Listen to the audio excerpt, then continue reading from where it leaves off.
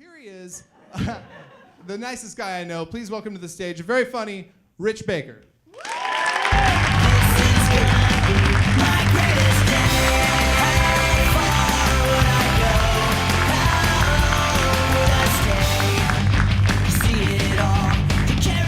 everybody. I'm just gonna hit myself in the face. Comedy gold right there. For those of you that aren't my relatives. Two of you.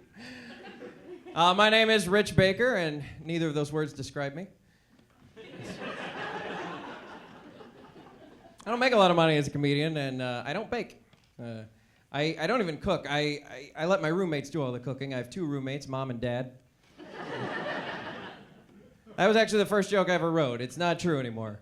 I live with two dudes now. And it's not an upgrade, because the two guys I live with, they're fine, but when I live with my parents, they paid the bills. Can't get my roommates to do that. I'm like, come on. And then when I lived with my parents, I only had to put up with one obnoxious snoring person. So I don't think that's an upgrade. I don't cook. You know those tests that you take when you're in high school that say, like, it's a personality test, and it's like, these are the jobs you'd be really good for. And this is a whole list, and the further down you go is, like, according to the test, you're less apt to be good at that job. If I were taking those tests, the last job on the list would be cooking show host. I'm terrible. Like, I don't cook. I know all my delivery men on a first name basis. We're friends. Like, what's up, Fernando? It's like, oh, how's it going? How are the kids? Oh, good. All right, cool. And he's like, I'll see you tomorrow. I go, no, I'll see you tonight when I order dinner. I don't go from noon to noon without eating. I thought if I was a cooking show host, that would be the lamest. No one would ever see that. Because it'd be like, welcome to Cooking with Rich. All right, today's episode, we're going to show you how to cook a frozen sausage pizza.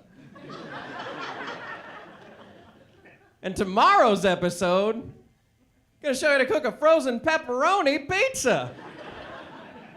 And Friday's show, oh, buckle your hats. Buckle your belts. Hang on to your hat. Buckle your hats! Because apparently you're a Puritan. So watches my cooking show. Friday's show will show you how to tackle the elusive Campbell's soup can. The trick is adding water. I had to learn that the hard way. Actually, the trick is finding your self-respect. But that's, I have a good friend who, I feel like a lot of my friends cook, which is interesting, because I'm like, why would you waste all that time? But a friend of mine, she's so into cooking that she even said, when I go out to eat, I will not order something off the menu if I can make it at home myself. I was like, wow, I guess I also have that philosophy. I didn't really put words to it before. It's got to be a pretty shady place for me to invoke that rule. If I'm looking at the menu and I'm like, oh, I can't order that Captain Crunch peanut butter straight out of the box, I can do that on my own, thank you. But if they did have that, I would hope that they would at least provide a couch and let me take off my pants, because that's... I'm eating out. I used to, because I eat out a lot, I don't always eat healthy, and I probably should. I used to eat terrible. I was like king of the drive-thru. I'd drive through everywhere. And one time I went to a Burger King drive-thru, and I knew it was going to be a bad experience, because as soon as I pulled up, the lady's talking to the Squawk Box, and she goes, "For here to go." All right. I know how to talk to this person. Slowly. My roommate's in the car. We order 2 Whoppers. One with mustard for me, one with mayonnaise for him. I thought that was pretty easy. And we get to she gives me a bag with 2 burgers in it. We're good so far. First one has on the wrapper, it has an M written on it to differentiate between mayonnaise and mustard.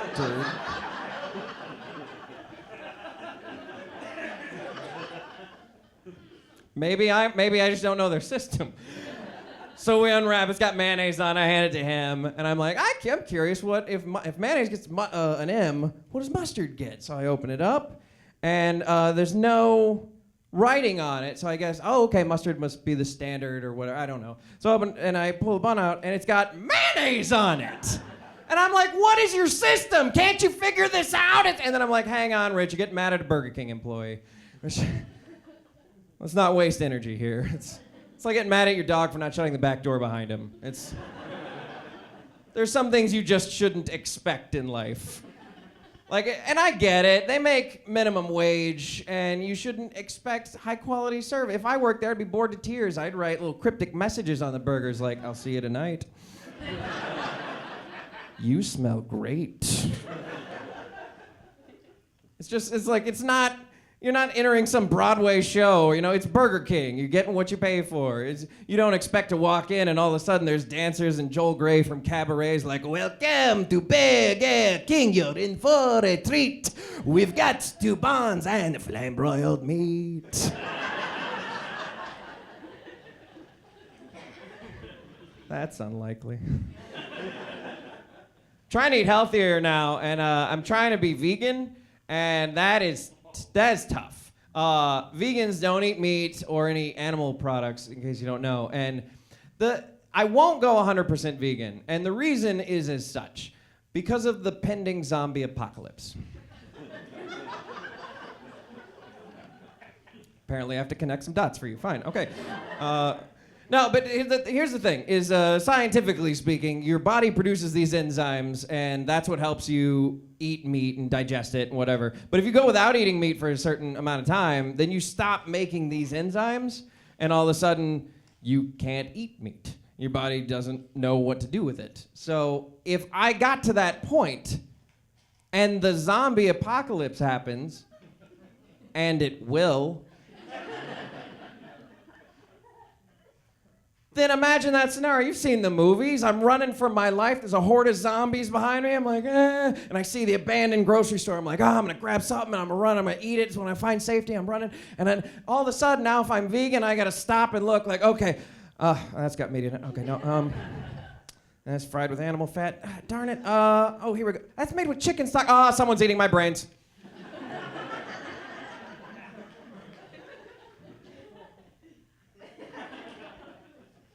Zombies didn't stop to see if I was fried with animal fat. And then I died because I was vegan. But I thought about that because, once a zombie bites you, you become a zombie. And you're just you in zombie version.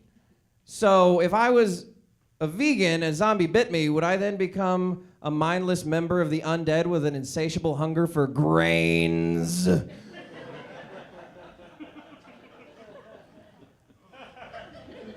Do I need to wait for that to go around the room? Better laugh at that. The original line was craisins, and it didn't hit as well. Is it just me or hot women ruining the world? Yeah, I didn't think I was alone on that one. And I'll tell you why. Because I am not good with women. And it doesn't, like any avenue of life. It doesn't matter like in what context. I'm not good with women. Like if there's a woman around and I'm like I get sweaty and my palms and I get nervous and start shuffling, and that's just my mom's book club. I mean, imagine when they're young and like I'm not. It's not a pretty sight, and this affects my daily life because. So here's the story. Last year. I go to a dermatologist, and I'd never been to this dermatologist before, and I had something weird, like gross-looking thing on my back or whatever, and I don't know what this dermatologist looks like. You don't shop for doctors by picture, that'd be a terrible healthcare system. Well, I'm dying, but she was real pretty. So I'm waiting in that room, and I'm already uncomfortable to begin with because, I'm on the stupid, plastic bed and I'm wearing the paper thing and I'm freezing and I'm like, just get in here, fix me up. And then all of a sudden the door opens up and in walks this 35-year-old blonde-haired, green-eyed, gorgeous. Looks like she walked right out of the centerfold of Hottie Dermatologist Monthly. It's a niche magazine, but you should take a look at it. Her turn-ons are long walks at the beach covered in sunblock.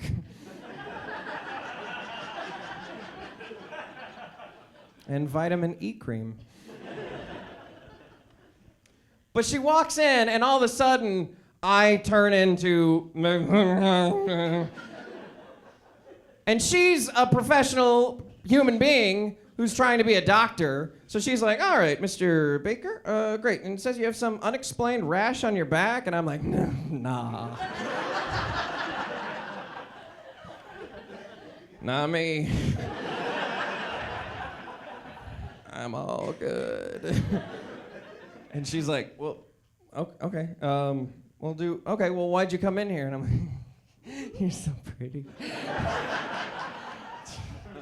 Do you like being a doctor? Do you like skin?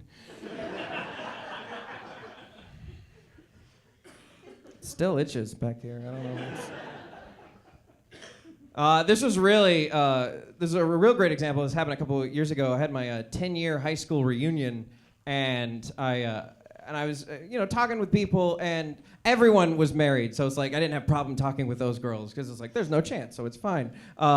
And I'm talking with this girl, and because some people might know her, I won't say her real name because I'm back home, and that's the weird thing about telling jokes to people you grew up with. And so I'm talking to this girl, and she's married, whatever. We're just catching up, and she goes, you want to know something funny, Rich? When we were in high school, I kind of had a crush on you. I was kind of hoping you'd ask me out. And I was like, wow.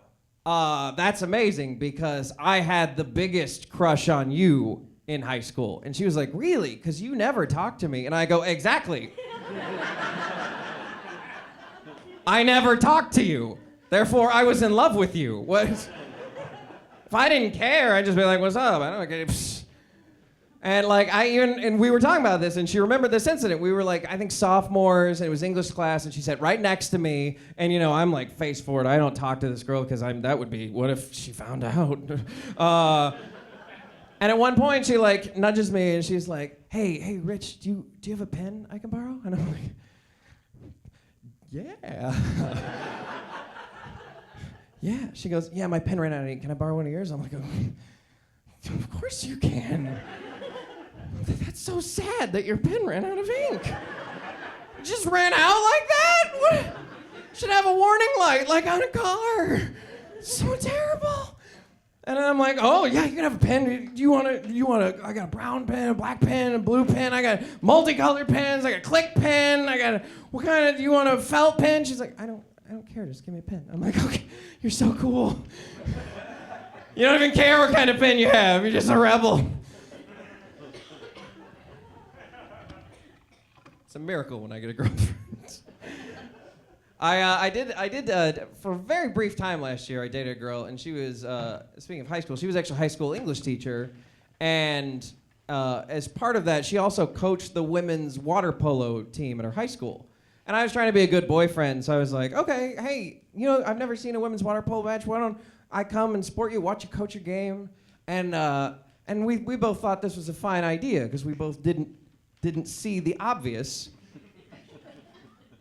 So I walk into the stands and I sit down, me, a single 30-year-old man. And around me are parents. Makes sense. High school kids. And me. And it didn't dawn on me at first. I'm looking, and people are kind of staring at me, and I'm like, what? Is there something on my face? What is the I'm the pedophile.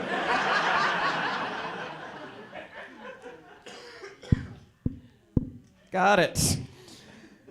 And now I get nervous, which, gee, Rich, that's so unlike you. You're so smooth. But no, it really happened. I got nervous. And I didn't know what to do. I was trying to cover it up. So I'm like, hi, how's it going? I'm like, oh, don't worry, my girlfriend's down there. And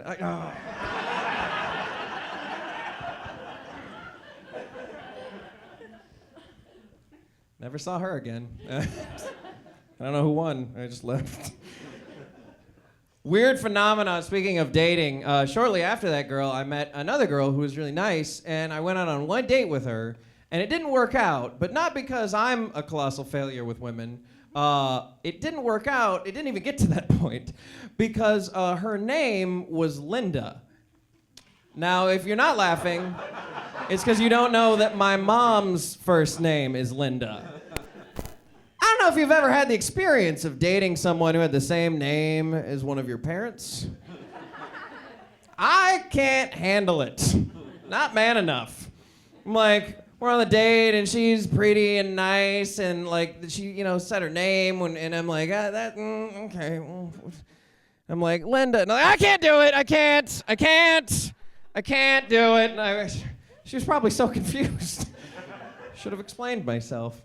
She spelled it with a Y, didn't matter. Homonym, it still counts. I don't care how you spell it. If I'm calling you the same name that people call my mom, we're done. I did take a girl out the other night with chloroform.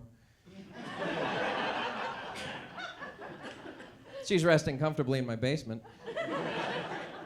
When she gets off this high and mighty attitude and agrees to go on a date with me, that's when she can get untied. Don't hate the player, hate the game.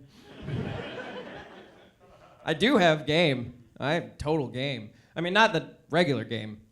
Like, not the game you're probably familiar. Not where the guy just walks up in a bar and just talks to a strange girl and gets her phone number. That's creepy. That's weird. I have my own game. A little different. See, what I do is I befriend a girl, and then I wait. 2, 5, 10 years. And I just wait after boyfriend and heartbreak and near-death experience and a pet running away and a weird changing of religions, and I just keep waiting through all that until she's lost all faith and hope in humanity. That's when I swoop in, much like a vulture. I strike while the iron is 40 pounds overweight and working at a Denny's.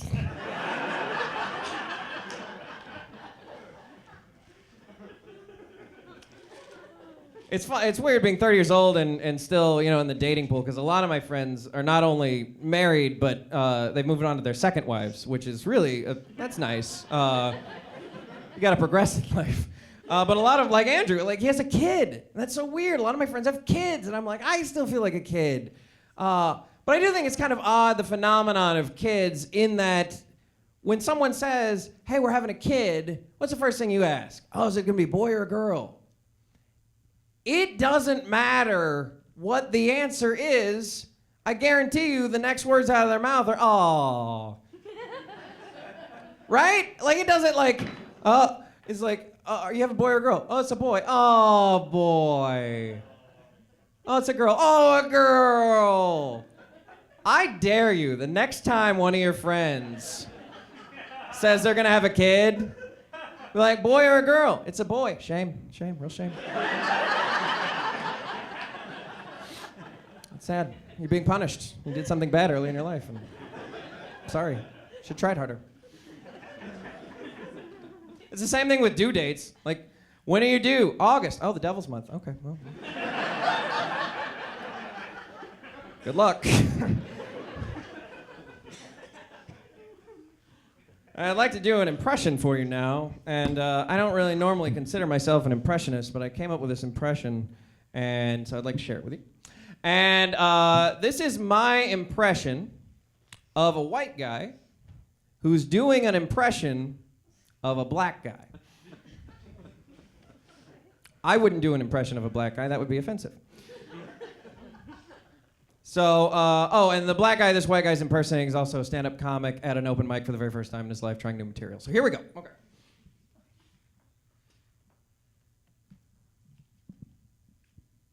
Oh, man.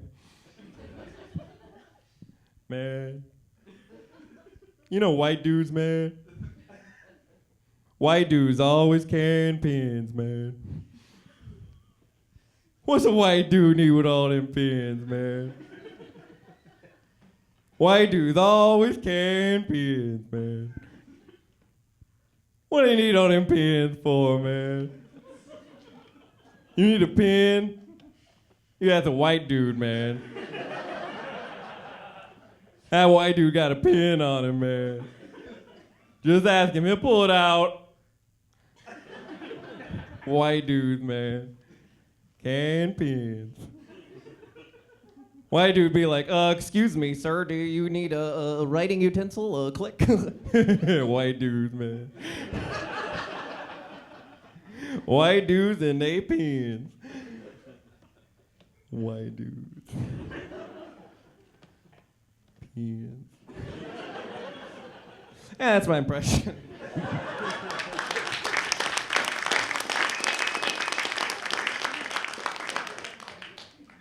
Dumbest joke I've ever told. I don't care, I love it. So I've been able to travel a lot, which has been awesome. And in Alaska, if you've never been, in certain towns in Alaska, you will see signs all over the place that say, "Yield to bears." They could have saved themselves some money on signage. Because, I don't know about you, I'm going to go ahead and yield to that bear. I'm gonna walk across the street to avoid the homeless guy. I think I'm gonna get out of the way of a bear. I can't even imagine the guy that made that sign necessary arguing with a bear at a crosswalk. Like, excuse me, sir. I was going this way. Fair enough. It's the dumbest sign. Why would they have that? It'd be like if in Hawaii they had a sign that said, "Don't eat the lava."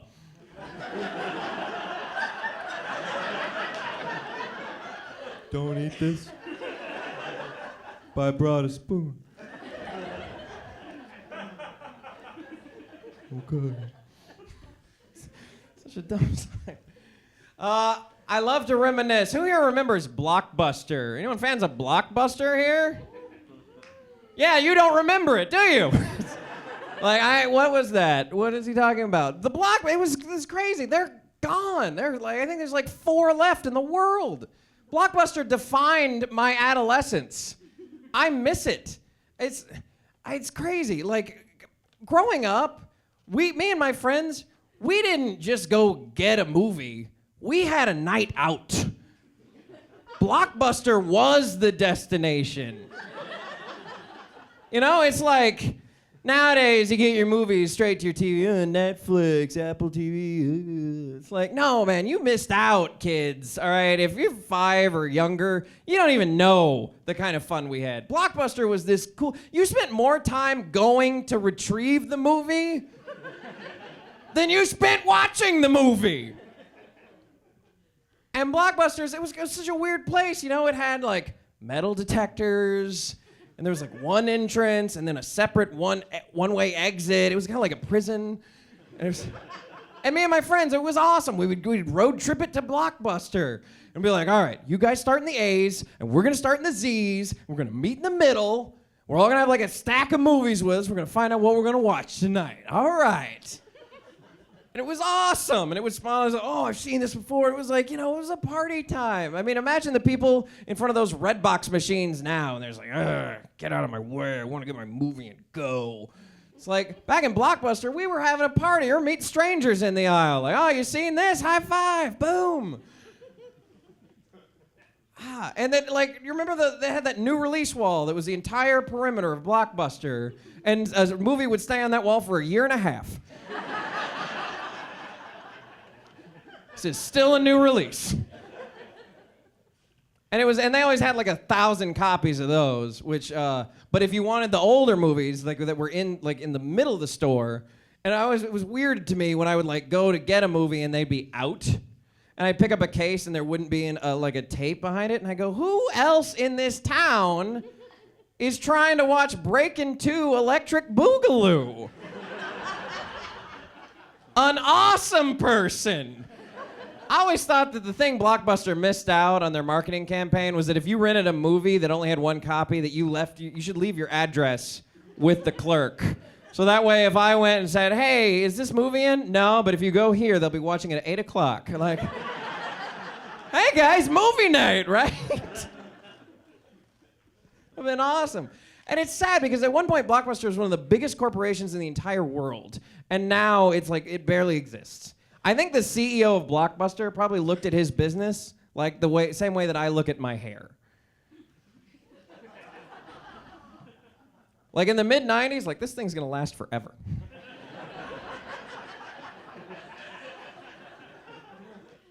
And then like early in the 2000s, things started to get a little thinner, but it's okay. Everything's fine. It's just not what it was. And then they tried that whole no late fees at Blockbuster to get their customers back, which worked exactly as well as my Rogaine. And then now it's just a distant memory.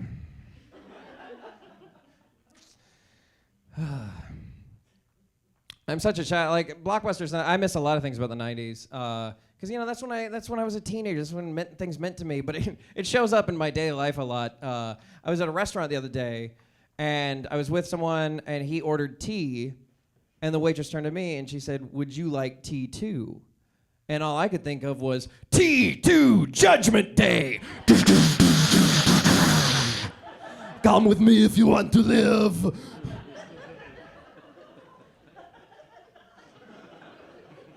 And I got happy. Turns out she meant tea also. And that was never a Terminator. They never made a tea also. That was the lame Terminator. It was like, oh, I'm the tea also. Bang, bang. So the waitress got mad at me and she walked away. And I said, she'll be back. Another thing I miss about the 90s a lot was movie phone. That's one you hadn't thought of in a while. Remember this? 444? Film. F-I-L-M. That was great. Yeah, that thing still exists, by the way. I called it this morning just to make sure. And my smartphone was even stopped me. It was like, are you sure you want to call this? Because I can get all that information a lot faster. And I'm like, don't tell me what to do, smartphone. Well, now tell me what to do because I need directions. But don't tell me what to do unless I tell you to tell me what to do, smartphone. I called it, and it's still like, and I thought maybe that it was like, what if they just paid the phone bill through like 2020, but it was still the same recording from 1999? Welcome to Movie Phone. New release is The Matrix. Well, that sounds pretty good. But no, it still exists, and I'm like, who would use this now except like 80-year-olds? I'm like, welcome to Movie Phone, brought to you by Metamucil. And Depends. Having a lazy day? Depend on Depends.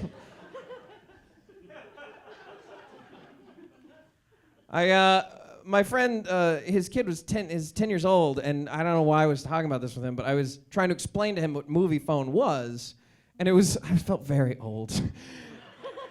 And he's like, well, why would you call that number? And I said, you call it because it tells you, like, where the theaters are, what movies are, what times they play. You can even buy tickets over the phone. And he's like, well, why didn't you just use the internet?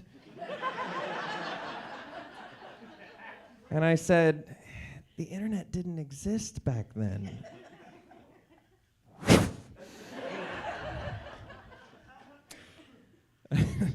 And I'm not making this up. He looks at me with these innocent eyes and he goes, then how did you check Facebook?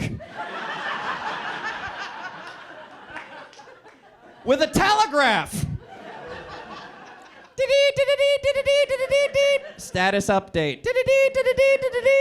Going to see Chumpawamba tonight.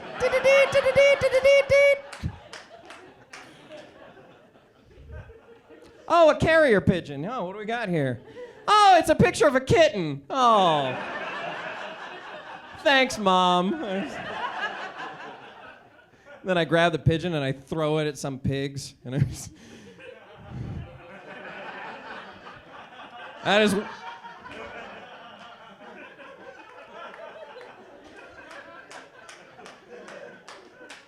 a one-man applause break. I'll take it. You don't know what Angry Birds is, half of you. I could tell the bird was angry because when I threw it, it tweeted. And I follow it. And I talk about all these things from the 90s because I'm not old, I'm 30, but I'm older. And I can tell because little things have changed other than just the hair. I do miss that. But, it's like, I'm lame now. And I'm not saying I was cool. Don't get me wrong. I was never cool, but I was cooler. And the way I can tell is because when I was in college, I never had a conversation about the weather. That didn't happen. You know why? Because in college, it didn't matter what the weather was. Because life was awesome. Like, there was fun. There was a million friends around at all given times. There were girls everywhere. And I wasn't any better with the ladies back then. But I mean, you walk around an orchard, you're bound to get hit by an apple. You know what I'm saying? It's like... law of averages. And it was fun. There was like an ultimate frisbee game would just happen. And you'd be like in the middle of it. And you're like, ultimate! And then there's like road trips leaving from New Mexico like every 10 minutes for no reason. Just 'cause you could. And like back then, if it was a rainy day, fine. We're still gonna be great. But now, got a little older. I don't have as many friends around anymore. All of a sudden, a rainy day is a huge news event in my life. Run into a guy, I'm like, oh, it's gonna rain today. Oh, I heard that. Oh, yeah, let's talk about it for 20 minutes. This is bad, and if you haven't been guilty of this, kudos to you. But the other day, I found myself talking with a friend about doing my taxes. Not at an H&R Block, at a bar. Where there's music and people having fun. And we're talking about doing our taxes.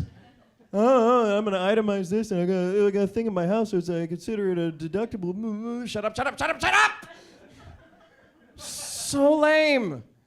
The most boring job in the world, an accountant. Why? Because they do taxes.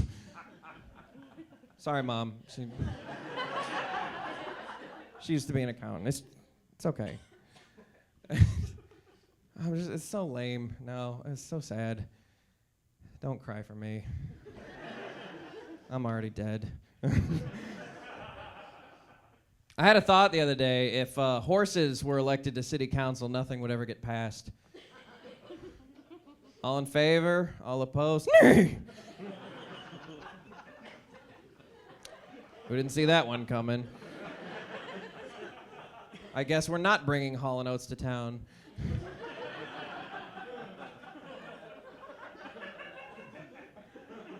That half passed. It would have half passed.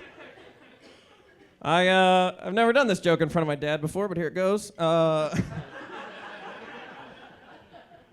I love my dad, but we're the typical, we're a father-son relationship, which means we don't talk well together. And so, I live in Chicago now, and I've been there for quite some time, so I try and call home on a fairly regular basis. And 9 times out of 10, my mom answers the phone. She does most of the talking. I do most of the listening. That's how I like it. But every once in a while, my dad will answer the phone. And I don't know how to describe it other than, have you ever been driving your car and you went over a speed bump that you didn't see coming? What the heck was that? Hello? Oh, hey, Dad!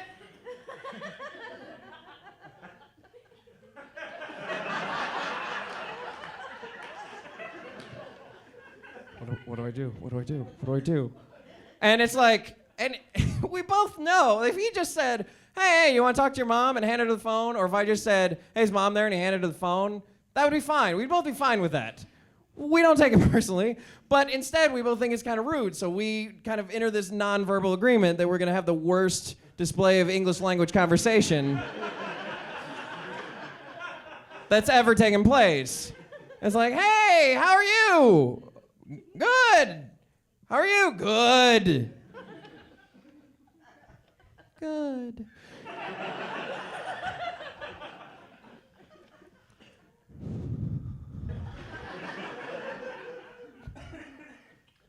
Still retired?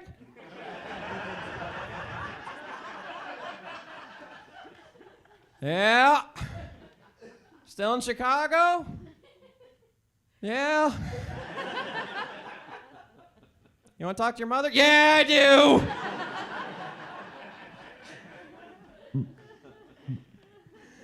It's and it's not, it's not just us. It's like sons typically have a hard time talking to their dads. It's just how it is. We're men. We don't know how to talk to each other. And since I don't know how to talk to girls, I'm really screwed.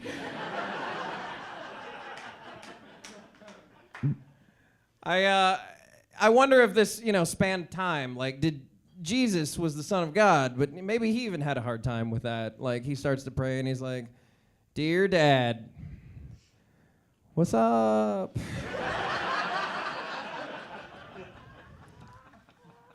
How are you? I'm good. How are you? I'm good. How's heaven? It's I need to clean it. I've been lazy on the cleaning duties. Oh, that's cool. You want to talk to the Virgin Mother? Yeah, I do. I love being a comedian. I've had the fortune to get paid to do comedy for a little over 4 years now, and it's been awesome. But I know that as much fun as I'm having, that I've chosen a career that is not the most important on the social ladder. And that's okay. I'm okay with it. But it's like, and I can tell, and it's like if the world was exploding and the rocket ships that were going to take us to some planet that when we would continue our species, if that was happening, they're going to take the doctors and the lawyers and the scientists and the inventors, and then the next group would be like the Burger King employees and the high school women's water polo coaches and the horses that make up city council. But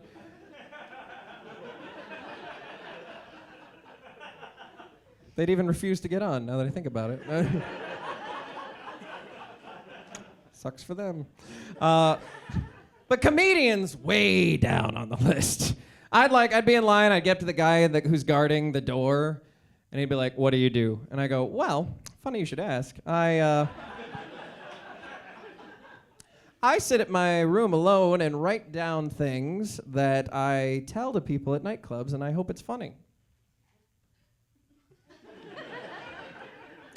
Go ahead and step out of line, sir. Okie dokie. All right.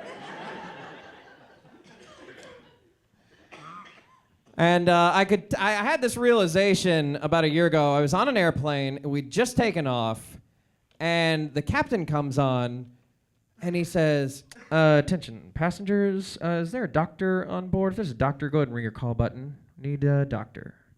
And I was like, wow, that's pretty intense. I guess someone needs medical attention.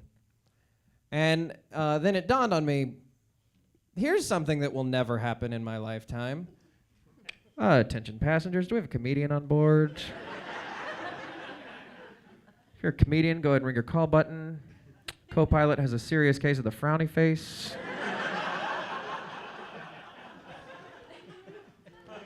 Ding! Someone needs to laugh.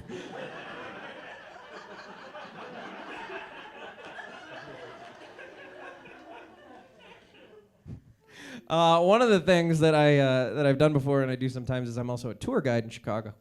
And if you've ever taken a tour anywhere, and I mean anywhere in the world, you've been lied to.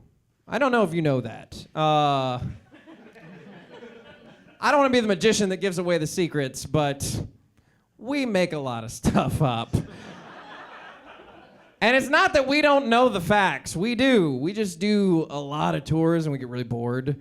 So we just start making up stuff to make ourselves like entertained. And But the problem is now that there's iPhones in the world, people look that stuff up while you're giving the tour.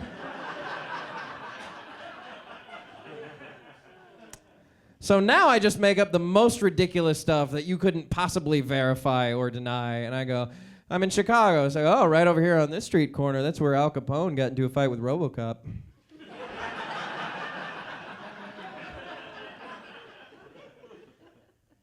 Try to fact check that. I'm just kidding. It was the Terminator. It was the T also. Boom, boom, boom. Al Capone won that one.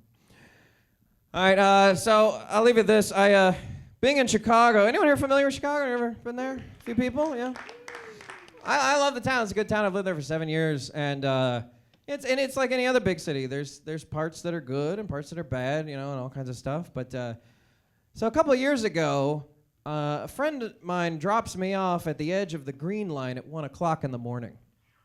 Now, if you're familiar with Chicago, you're like curious as to how I'm alive. And this is the first time Mom's hearing this story. But so we have this public transportation, all these trains, and they're by colors. And the Green Line goes from downtown Chicago due west all the way to the edge where there's this suburb called Oak Park. And I was hanging out with my friend in the western suburbs. He lived in Oak Park, so he didn't want to drive me all the way into the city. So he said, can I just drop you at the train and you take the train home? And I said, that's fine. Not thinking that it was 1 o'clock in the morning. And the Green Line has Oak Park at this end, which is a nice suburb, and downtown Chicago at this end, which is a nice place, it's safe. And then everywhere in between are the worst neighborhoods in the Midwest. I mean, they're the most dangerous things anywhere. And I get on the Green Line, and I don't even think about it until I'm like on it, and I go, oh, crap. This could be the day that I die. And okay, you know what? I'm being paranoid. It is gonna be fine. So I get on the train. I'm in a car all to myself. I'm like, look, no one's here, no problem. Very next stop. 10, how shall I put it? Big scary black guys get on. And it didn't matter that they were 10 scary black guys. They could have been 10 Girl Scouts. Anyone who's comfortable riding the Green Line at 1 o'clock in the morning, I'm scared of. And so that's, just gonna put that out there.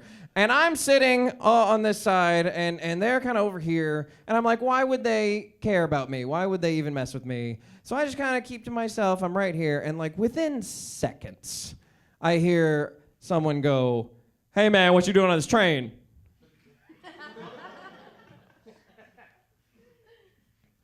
Maybe he's not talking to me.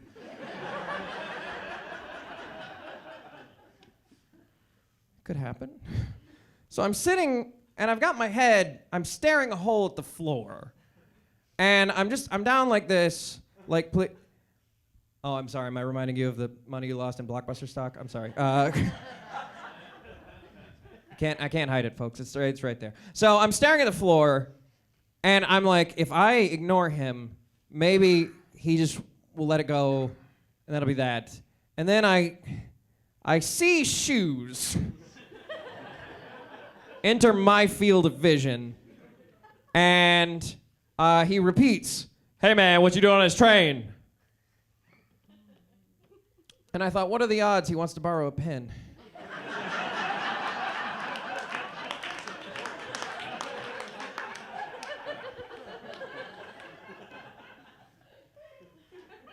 Now, if you're familiar with biology, all mammals have a fight or flight thing going on. When we feel like threatened, our nerves go fight or flight.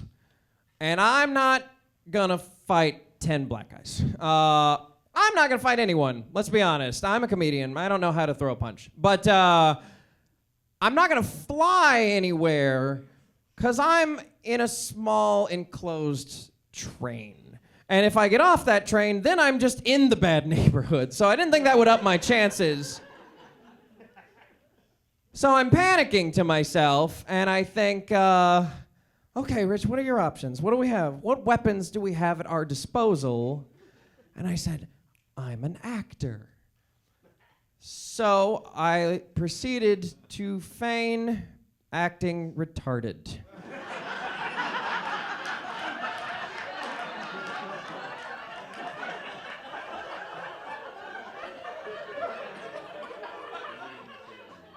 I'm not proud of it. What you doing on this train? Well, my dog's name is Lollipop.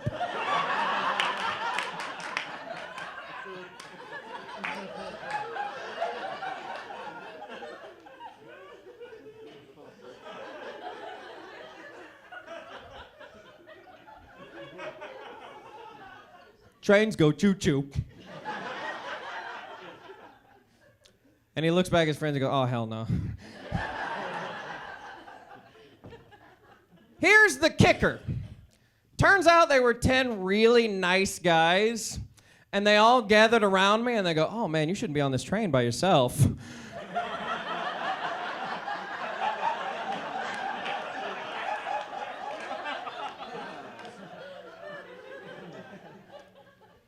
And then they very nicely volunteered to escort me all the way down the green line to make sure I was safe.